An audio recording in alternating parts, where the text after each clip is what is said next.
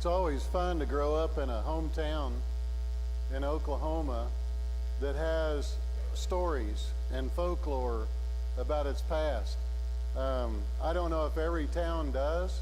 I'm not so sure, but I'm glad I grew up in a town that has a lot of great stories to fall back on to give dreams to kids.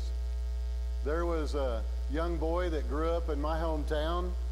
I've talked to men who are now passed away that played sports with him on his team and heard the stories. Billy Vessels was just an average kid. He grew up in a great big family. His parents couldn't afford him. His dad was an alcoholic. They disowned him and abandoned him when he was a child and left him to be raised by other people. And I've shared that with you before.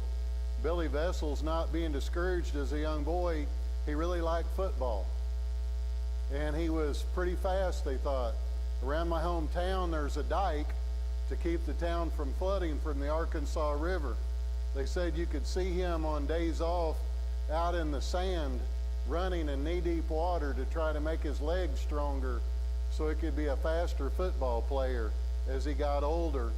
And so as he got older, he led my high school to some of the great teams in folklore history because he played offense, he played defense.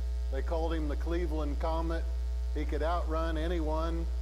And so the University of Oklahoma invited him down for a tryout as a running back for the university.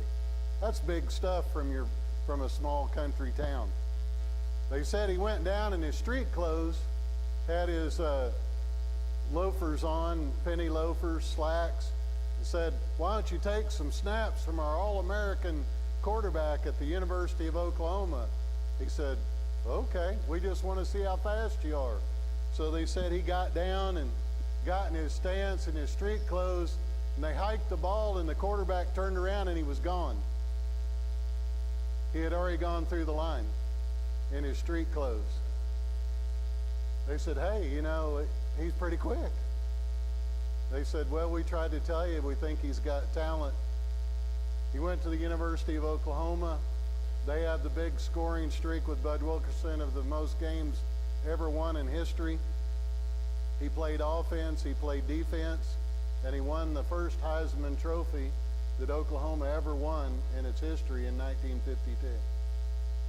And boy, when you're a kid from a small town and you go to a game and you see that a guy from your hometown's got a statue at the University of Oklahoma, you think, that's my town. He's from where I live. That's big stuff. You think about it, the older you get, that's a big dream for a kid from a small country town to say, "I want to be a great football player." And there was probably a lot of people going, "Man, Billy, your parents have abandoned you. Your dad's an alcoholic. You're not going to go anywhere.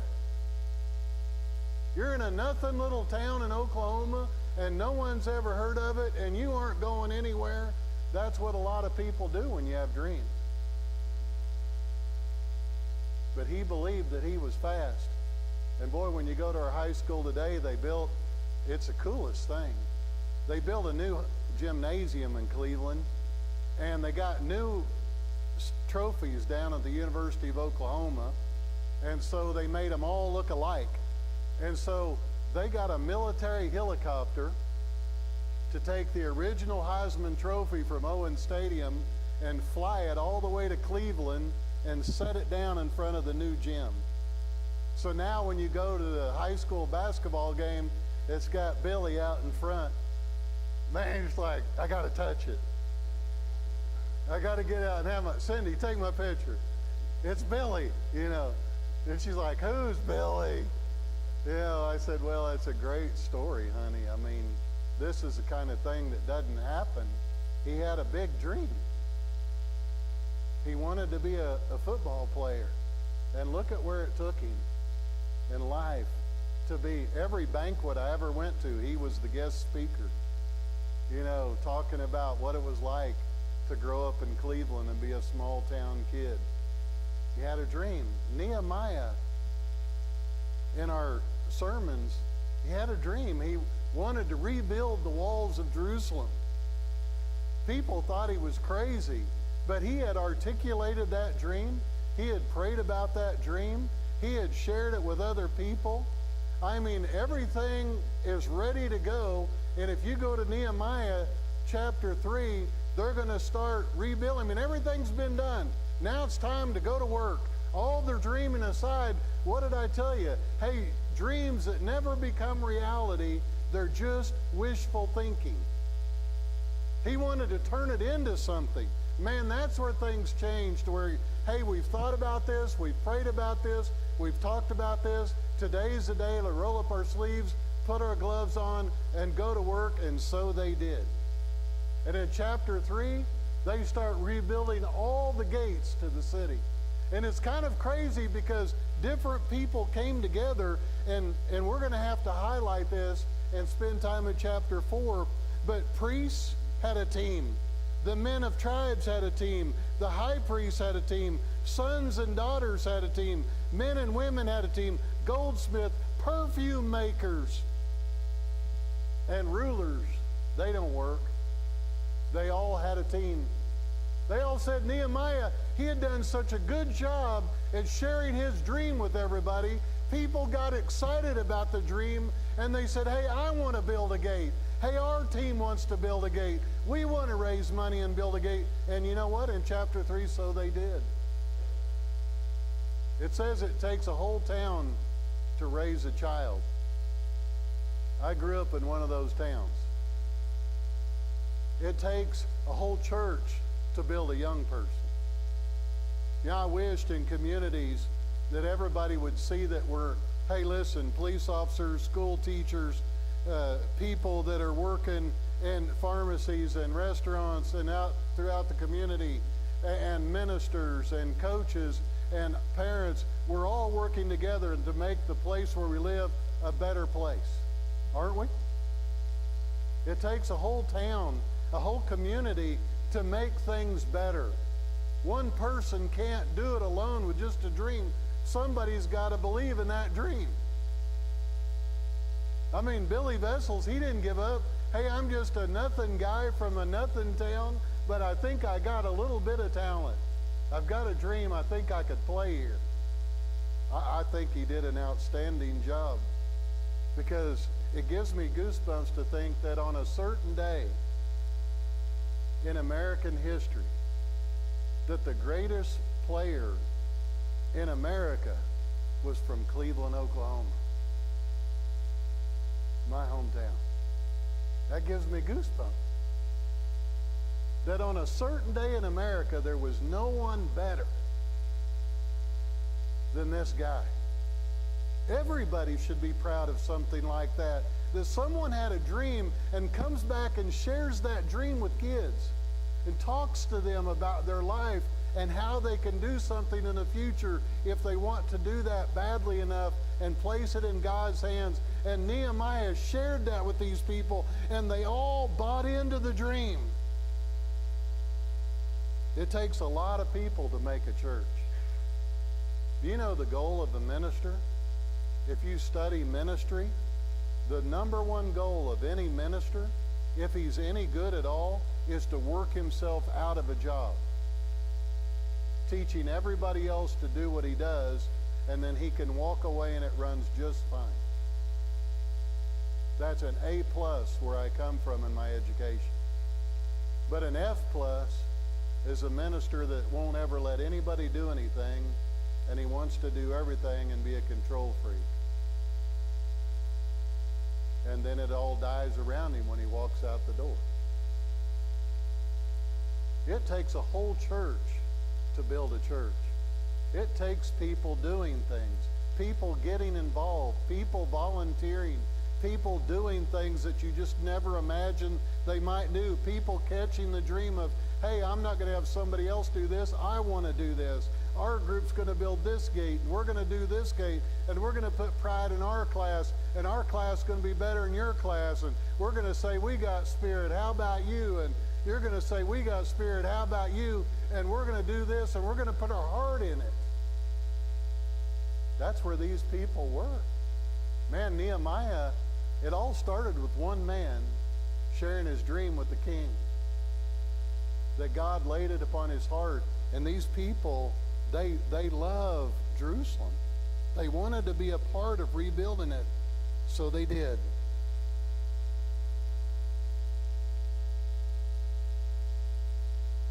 When Sanballat in chapter 4 heard that we were rebuilding the wall, he became angry and was greatly incensed. He ridiculed the Jews, and in the presence of his associates and the army of Samaria, he said, "What are these feeble Jews doing?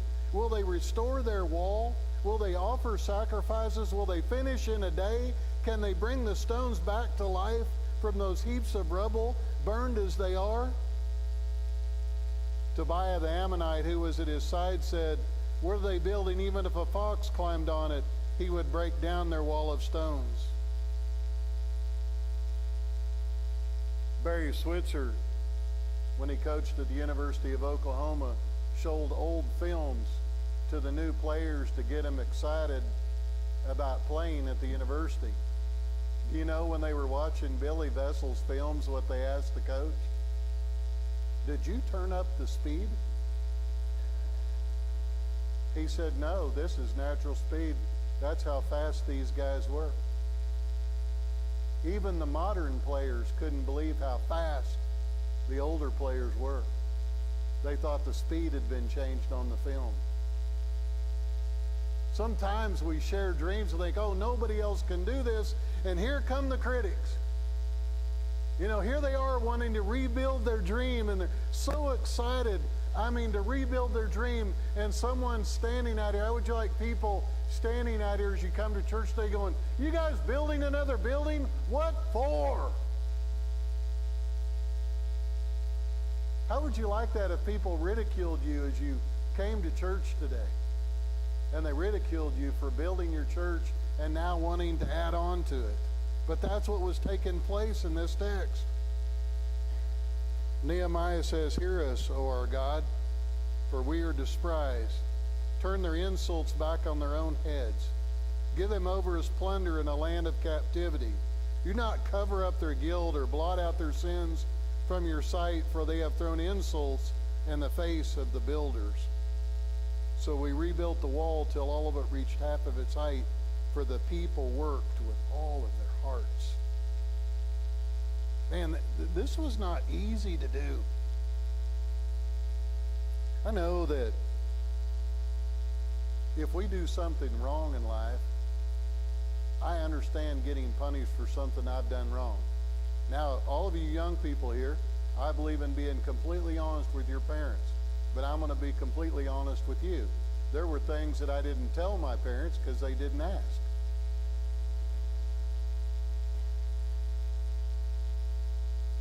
Had they asked, I would have said, "Yes, that's right." I couldn't lie to my mom and dad I loved them. Man, they were awesome. And I don't know, maybe I was raised differently. I just couldn't lie to my mom and dad. I just wasn't made of that kind of stock. Now, if they didn't ask, maybe I didn't offer it, and maybe I should have offered it. But I understood when I got into it. Did you do this? Yes, sir, I did. I owned it. I claimed it. It's my fault. I'm not going to blame it on anybody else. We understand that. But when we live like we're supposed to live, and we get in trouble for something that we've done right, that's when we get confused. And in life, that's where I've struggled. When I've really poured my heart into something and done something right and get punished for that, wow, that's tough for us to swallow. And Nehemiah, his heart was in the right place. His goals were in the right place. He wanted to do something wonderful for God. And all these people were just wanting to rebuild the city. Why the criticism? What is it with some people?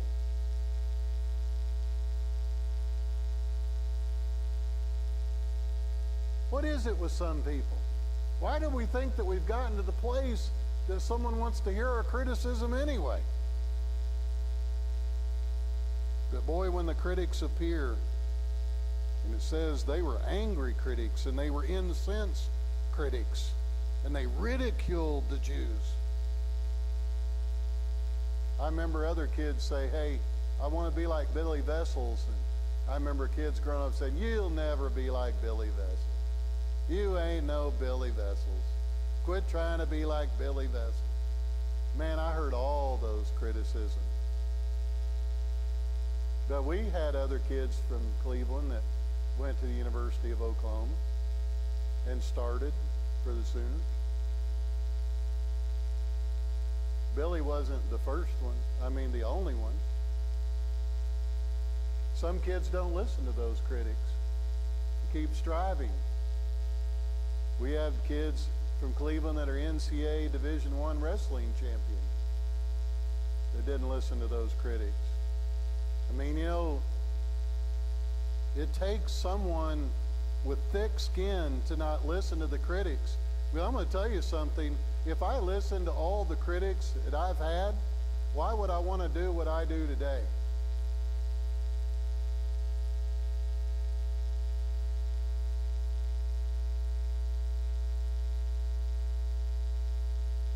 Who wants to listen to the barber's son who didn't graduate from high school that used to own a bar? He wouldn't be a very good preacher.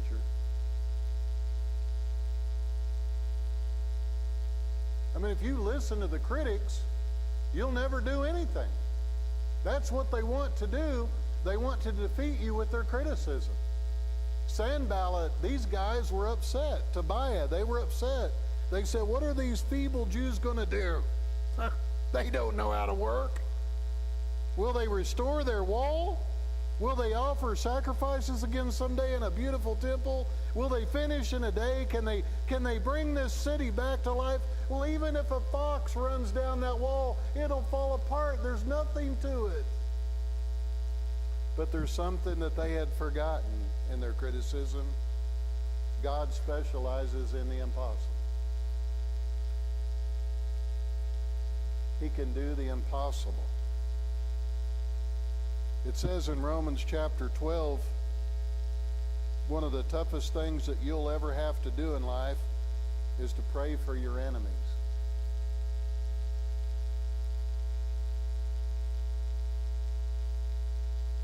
It says in Matthew chapter 5, Jesus told us, don't repay evil with evil. Pray for your opponents. You know, one of the best ways to start treating people differently, start praying for the person that you know does not like you. You will treat them differently next time you see them. I'll guarantee you. It is not an easy thing to pray for people that don't like. Listen, I love to come to church and visit with all of you guys because you appear that you're happy to see me. And you know what? I like that feeling. I'm not going to lie to you. I don't like to drive to some place, to pull into some place where I know the person already doesn't like me. Hey, let's go see that guy that doesn't like me. I just enjoy that once a week.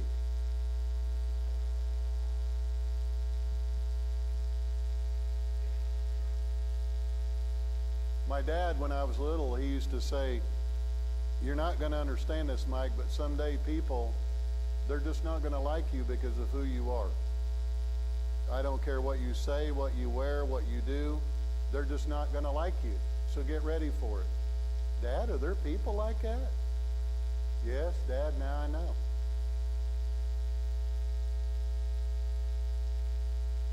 And that's an awkward feeling.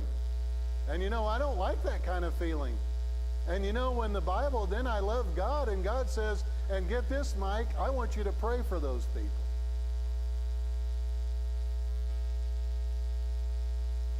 Pray that a building falls on them?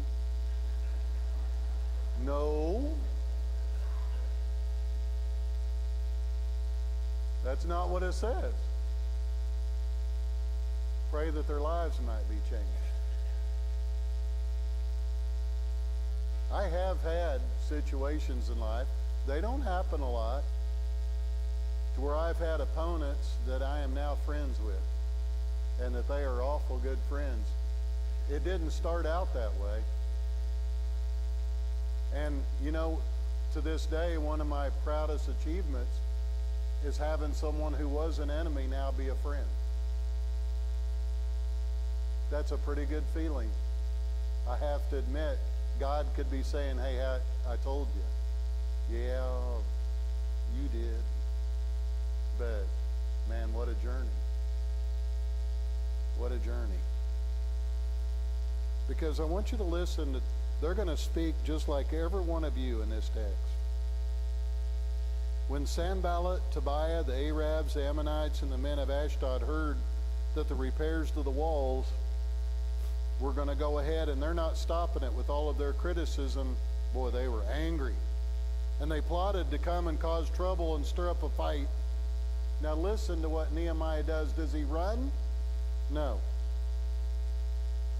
The people in Judea said, the strength of the laborers is given out. And there's so much rubble we can't rebuild the wall. You ever been there? Say, I'm out of gas. I'm tired. This isn't working. There's not enough rubble to rebuild. See, they had trouble. They just basically said, I don't want to do this anymore. Also, our enemies, before they know it or see us, will be right here among us, and they want to kill us and put an end to all the work anyway. So why keep on going on? And then the Jews who lived near them came and told us 10 times over, wherever you turn, they will attack us. I'm ready to go home. This dream isn't going to work. You see, when you chase a dream and you go after a goal, there are going to be days that you want to shut down. That you just don't want to do it anymore. You're ready to sail, hit the road, take off, do something else. This just isn't coming together. It happened that way for them. And this is why it probably becomes a very wonderful chapter. Therefore I stationed some of the people behind the lowest points of the wall, exposed places, posting them by families with swords and spears and bows and pots and pans and anything else that looked like a weapon. If anybody wanted to come through that hole. After I looked things over, I stood up and said to the nobles, the officials, and the rest, don't be afraid of them. Remember the Lord, who is great and awesome, and fight for your brothers, your sons, your daughters, your wives, and your homes. Remember the goal. He sounds like an old football coach, doesn't he? Hey, remember the goal.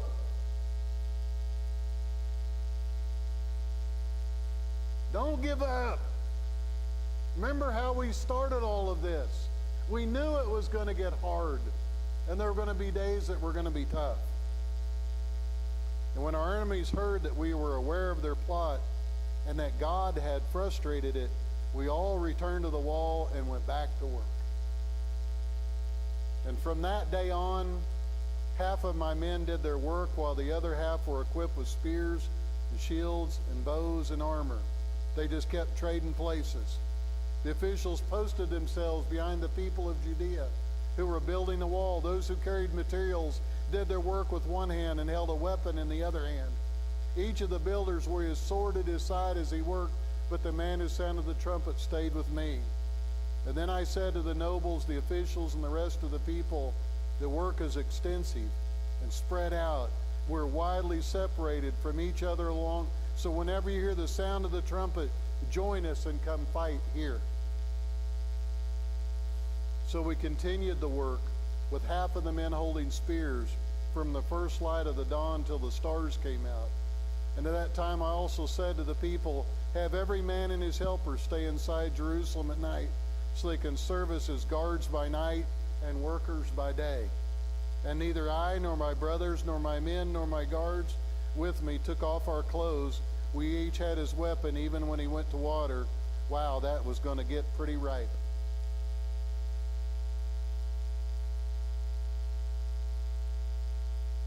But they weren't going to forget the dream. Everybody, it said, worked with all of their heart. How many of you have ever pulled into a hayfield and there's 2,000 bales on a hot summer day, and you said to yourself, man. And how many of you have felt so good when you pulled back and there's only 50 left? And after this 50, we get to go jump in the creek. It's a good feeling, isn't it?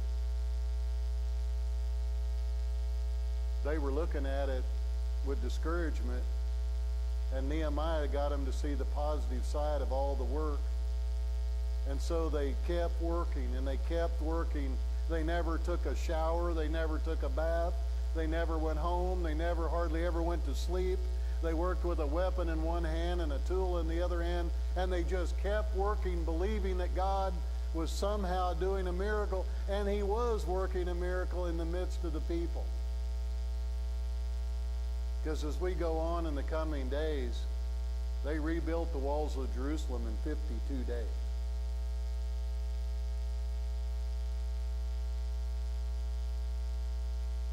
You can't even build this building over here in 52 days.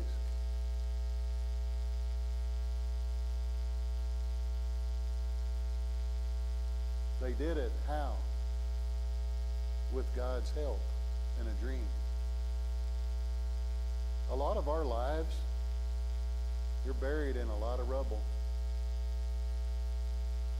There's a lot of people in your neighborhoods, they're living in houses, they got yards, they work in the garden, they go to ball games, but spiritually they're buried under a lot of rubble. If you were going through your neighborhood and heard cries coming from under the rubble, you would start getting equipment and making an emergency and trying to help them to the best of your ability, because you knew there's damaged people under that rubble. But you know what? We're walking by people every day buried in the rubble of life, and we're not doing anything. And they're hurting. They're crying out for help. And that's why we have a church in this community, to help those people. That's why we're here. We can't ever forget that the very reason that you're doing what you do to build a church is to save someone's life from the rubble of life that has somehow caved in on us and put a pressure on us that's an incredible pressure. There are such pressures in this life that husbands and wives sitting here together don't even share with one another, because there's such an inordinate amount of pressure in your life, you're afraid to even share it with somebody else for fear it might scare them half to death. And so we carry it with us on the inside. And it becomes an incredible burden until we dump it at the foot of the cross. Nehemiah shared with the king that he had a dream, and he wanted to rebuild the city of Jerusalem because it was a special place. And it needs to be real because it's God's city. And I'm going to tell every one of you this, and I don't have all the answers to it, but when the end times come together and everything starts taking place for Jesus to come back and it's getting ready, keep your eye on Jerusalem, because that's still God's special city. And there's going to be a lot of things going through Jerusalem that go to heaven. I know enough about that from reading the Bible. It's God's special place. And you're his special people. And he loves you like he loves that city. And he's never going to forsake you. He's never going to abandon you. And if you have a dream or a goal or something that you want to achieve in life, and you ask God to give you the strength, if you ask him to work a miracle in your life to change you so that you can walk with him and live for him, I'm going to tell you something. God can work for you just like he worked for Nehemiah. Because that's why it's in the Bible. Because God wants you to believe that to be true. But what you have to ask yourself is, do I believe? Do I believe that Jesus is the Christ, the Son of the living God? Do I believe that he really is God's Son? That he came into this world to die for my sins? That he shed his blood, like Ruck said, to blot out all of my sins so I can have them forgiven and that I can go to heaven? That I could believe, confess, repent, be baptized, and walk with God every day in this wicked world in which we live, and that he can work a miracle, that I can survive it and be a Christian? Nehemiah had a lot of opposition. But what he had was a belief in God that was incredibly strong. And God proved himself to Nehemiah by the answers that he gave him every step of the journey. God will stand by you if you will stand by him. And he will help you to achieve your goals and dreams. But you've got to hang in there, because there's going to be days of discouragement. He never said it would be easy. And Jesus said, remember, when they hate you, they hated me first. As the praise team comes to share with us this morning, we live in a world where we need to remember our dreams and our goals for God's church, for God's ministry, for our personal lives, for those that are around us who need to know Jesus Christ. It's easy to get discouraged and listen to all the criticism of life and not want to do it anymore.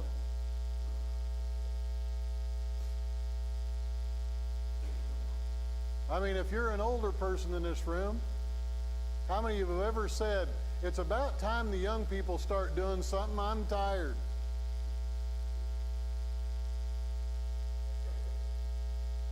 Yeah, I just saw someone go, right here. I've said that. But you know what? We've got to believe in our kids too.